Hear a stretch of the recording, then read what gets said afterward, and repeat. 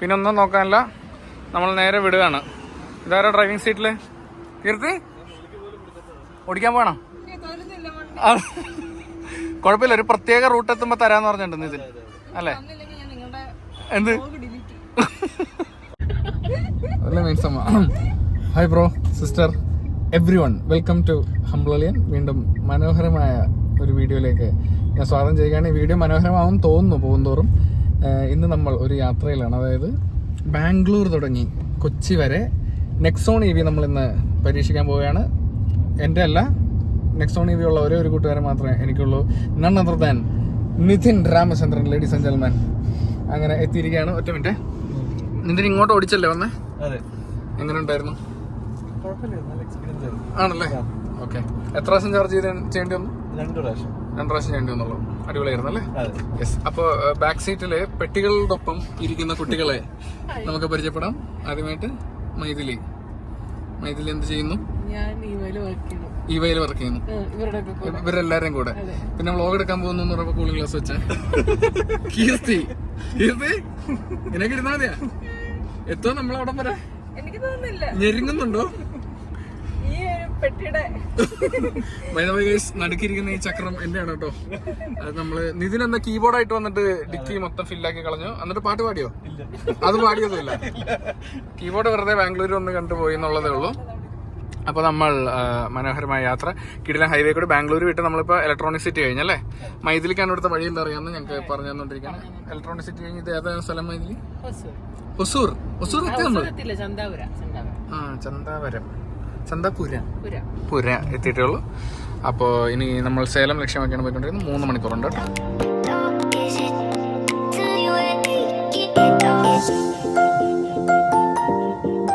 അങ്ങനെ നമ്മൾ യാത്ര തുടർന്നുകൊണ്ടിരിക്കുകയാണ്. ഇപ്പം എവിടെ എത്തിയെന്ന് വെച്ചാൽ അറിയില്ല. സേലത്തേക്ക് ഇനി 143 കിലോമീറ്ററും കൂടെ ഉള്ളൂ. അപ്പോഴാണ് നിതിൻ എനർജി കയറ്റാന്ന് വിചാരിച്ചു കേട്ടോ. റെഡ് ബുള്ളാണ് നിതിൻ്റെ വിജയരഹസ്യം, വിജയത്തിൻ്റെ സേനാനി. നിതിന് ഇത് ശരിക്കും ഉറക്കം പോകും ഇത് കുടിച്ചു കഴിഞ്ഞാൽ? ആണല്ലേ? എനിക്ക് ആക്ച്വലി ഇത് കുടിച്ചാൽ എനിക്ക് ഉറക്കം വരും. എനിക്ക് റിവേഴ്സ് എഫക്റ്റ് ആണ് കഫീൻ കേട്ടോ മൈഥിലി. വെറുതെ പറഞ്ഞാൽ സത്യം പറഞ്ഞാൽ. പണ്ട് പഴനിന്ന് വന്ന സമയത്തെ പാലക്കാട് നിർത്തി ചായ കുടിച്ച്, ഞാൻ അതുവരെ ഓണായിരുന്നു. ചായ കുടിച്ച് കഴിഞ്ഞാൽ അവർ ഉറങ്ങിയിട്ടില്ല. എറണാകുളത്തേക്ക് എണീറ്റത്. അതുകൊണ്ട് എനിക്കിപ്പോഴും അതിൻ്റെ സെറ്റപ്പ് മനസ്സിലായിട്ടില്ല. ആരും ഫ്രണ്ടിൽ വീണല്ലോ? ആണോ? പാവം ഉറങ്ങിപ്പോയെന്ന് തോന്നുന്നു.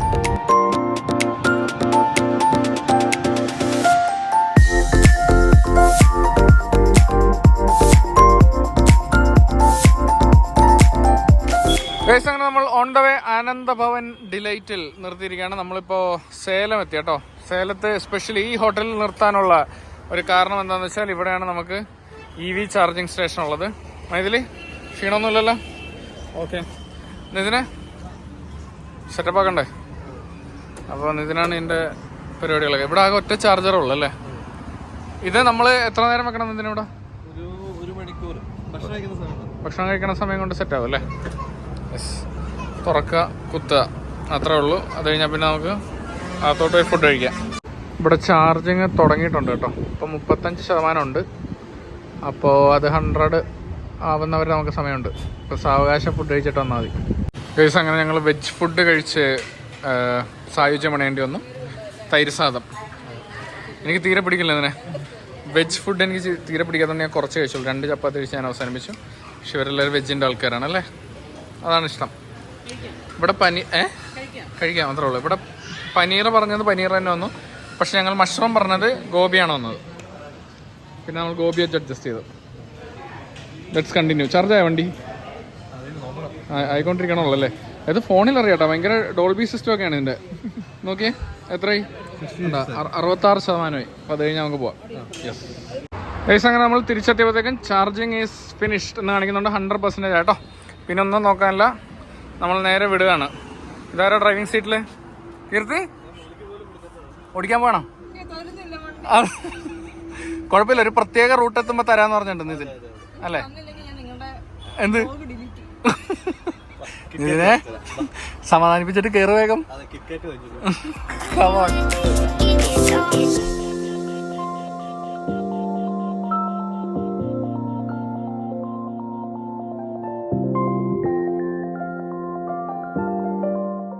നമ്മളിപ്പോൾ ഓൺ ദ വേ ഒരു മനോഹരമായ പെട്രോൾ പമ്പ് ഉണ്ടപ്പോൾ ഒന്ന് സ്റ്റോപ്പ് ചെയ്താണ്. നമ്മളുടെ നെക്സോൺ ഇവിടെ ഉണ്ട്. മനോഹരമായ മല ബാക്കിൽ. കീർത്തി മയിലിൻ്റെ ശബ്ദത്തിൽ മയിലിനെ വിളിച്ചുകൊണ്ടിരിക്കുക. ആ ശബ്ദം ഒന്ന് കേൾപ്പിക്കുക കീർത്തി. കുറച്ച് മുന്നേ വരെ കറക്റ്റായിരുന്നു കാണിക്കാൻ പറഞ്ഞപ്പോൾ.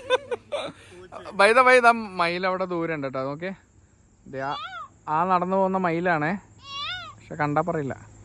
ഇതിപ്പോ മയില് മാറി പൂച്ചയായി.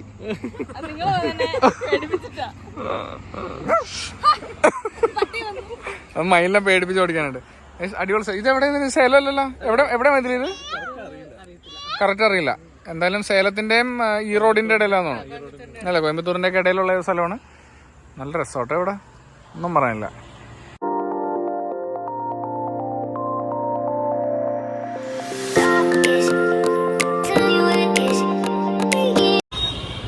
അങ്ങനെ രാത്രിയായി, സമയം 8:30 ആയപ്പോഴത്തേക്കും നമ്മൾ കോയമ്പത്തൂർ എത്തിയിരിക്കുകയാണ്. കോയമ്പത്തൂര് അമ്പൂർ സ്റ്റാർ ബിരിയാണിന്ന് ഡിന്നർ കഴിക്കാന്ന് വിചാരിച്ചു കേട്ടോ.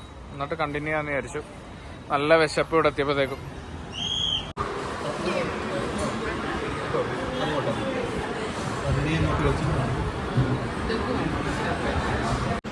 അങ്ങനെ നമ്മൾ അമ്പൂർ സ്റ്റാർ ബിരിയാണി കഴിക്കാൻ പോകട്ടെ. കണ്ടിട്ട് നല്ല ലുക്കുണ്ട്. ഞാൻ മുന്നേ കഴിച്ചിട്ടുള്ളതാണ്, അങ്ങനെ കഴിച്ചു നോക്കാറുണ്ട്.